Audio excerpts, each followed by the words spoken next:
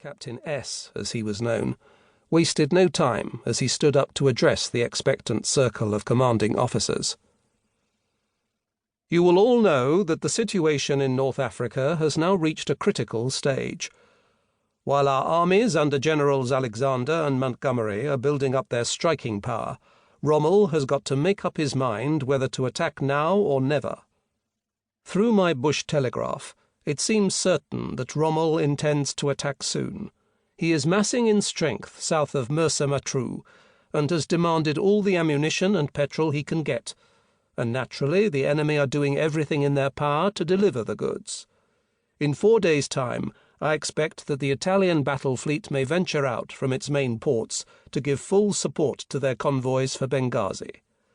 As you all know from experience, they are sending all they can down the usual routes, from Naples to Tunis, and thence by the inshore routes to Benghazi.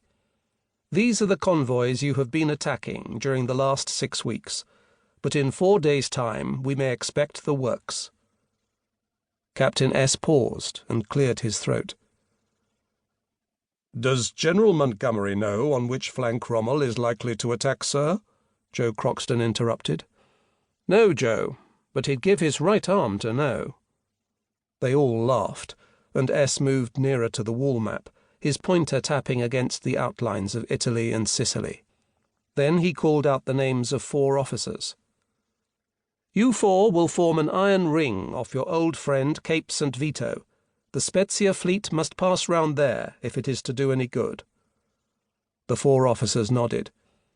"You 3, Harry Arkwright, Bill Hopkins, and Jeff Scatchard, will form a ring round Taranto, here," and he tapped the heel of Italy. His eyes twinkled as he looked at Joe Croxton, who was now looking distinctly worried. "Yes, all right, Joe, I haven't forgotten you," he laughed. "But you have got a new first lieutenant for this patrol, haven't you?" "Yes, sir. Sinclair. John Easton flew home last week for his perisher." "How do you think Sinclair will cope?" "All right, sir, I hope." Sympathetic laughter from the others brought a smile once more to Joe Croxton's raw-boned face. "Well," continued S, "I'm giving you a train bombardment job to give you and Sinclair a chance to settle down." Joe Croxton groaned. "You know how I loathe the gun, sir." "Yes, Joe, but Sinclair has had plenty of practice, if I remember rightly." "You win, sir," laughed Joe. "But where do I make the Italian trains run late?" "Here, between Cape Spartivento and the Bay of Squillace," and the pointer once more tapped the map. "You have freedom of action here. Harry Arkwright stopped the Rome Express on the west coast 10 days ago.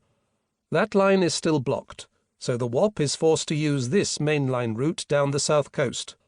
"Aye, aye, sir. Any restrictions?" "No, Joe, you may fire at anything you sight, but you must stop and block the railway line first. The enemy are pouring ammunition down it to Reggio." "I see, sir." "Any questions?" Captain S asked while he glanced round his captains. There was no reply. "Well, that's all, gentlemen, and I wish I was coming with you." "You've had your go, sir," laughed Harry Arkwright, and the conference broke up as each officer took his leave. "You sail tonight at half-hourly intervals.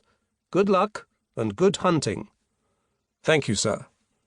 But Captain S had turned his back and was already engrossed in further planning.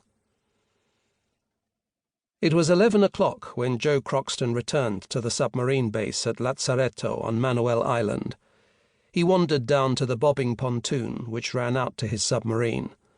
Men were still securing her head and stern wires to the buoys, for she had just returned from Torpedo Creek, where she had embarked her full outfit of torpedoes and gun ammunition. Joe watched the spare figure which leant over the side of the bridge to direct operations. It was his new First Lieutenant, Peter Sinclair, recently promoted lieutenant, and his voice floated calmly across the gap of water, a voice of quiet and unassuming authority. Joe Croxton smiled to himself. It already seemed a long time since he had asked for Sinclair to relieve John Easton, whom he had recommended for a commanding officer's qualifying course.